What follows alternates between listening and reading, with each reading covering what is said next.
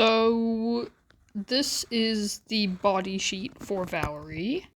And as you can see, all of her body parts are separated into ways where I can download them each individually to my tablet. That's very important because you need to make sure that you, even if parts of her arms are covered by her torso, you still need to draw them because you're going to need them. So I have already set up all of her pieces and put them into the correct places and attach them and stuff. Something very important is to add your pivot point, which is what I am starting to do. Now, pivot points are very important because they will determine what point your object will rotate from. And to select your pivot point, you just have to press the movement button and then use your screen to move it. What I'm doing next does require watching an ad, or unless you have a Light Motion Pro. Pressing that button will make it so you can attach pieces together. And this is good because then you can move her whole entire head and her whole entire body all at once, so you don't have to move each individual piece. Here I'm actually disattaching her legs from her body because I don't actually want them to move in this idle animation, because she's standing in one spot. So now I'm going to start with some effects. I always use oscillate because it kind of makes them look like they're breathing. It just makes it so they're less eerily still while they're standing there. So I'm setting it to 90 degrees, which makes it go up and down. The frequency is just how fast it goes. But the magnitude, on the other hand, the magnitude is kind of how close it sticks, if that makes sense.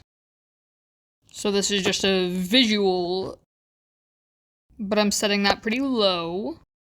And once I have put it in a fashion that I like, then I copy the effect and I paste it onto most of the other body parts. Usually I change some of the factors just a little bit so it's more vividly moving instead of just it slightly going up and down. And now I'm just going to do that to all of the other parts. So now I have all the parts in a slightly breathing-ish manner. The next thing I'm going to show off is something called keyframes. Keyframes are super mega important because it can change something from, per se, going very slow to going very fast just in an instant.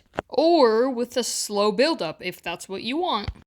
So I'm using her wing here as an example. Keep in mind that when you're moving the keyframe, it doesn't work on the swipe here to move layer part. You can only do it on the top.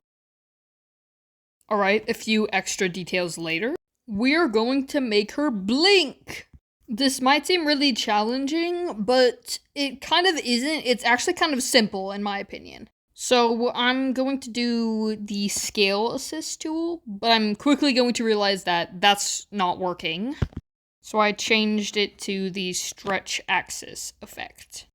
And 90 degrees might work, but I just changed it to any number that was correct, so now I'm going to put 3 keyframes. One to make sure that it stays normal until I want it not to.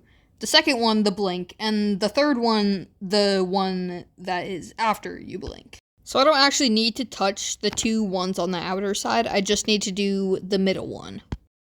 And now, you could be fancy and make a whole nother part for the blink, but I'm just not that kind of person. This actually is the end of my little mini tutorial. So now I'm going to show you how you download it. You press that button up there. And there's a few different things you can do, but I honestly just press export and just leave it at that. But yeah, that's it. It's just a simple idle animation. It's not much to it, honestly. I hoped I could help. I tried to be the clearest I could. Thanks for listening to me yap.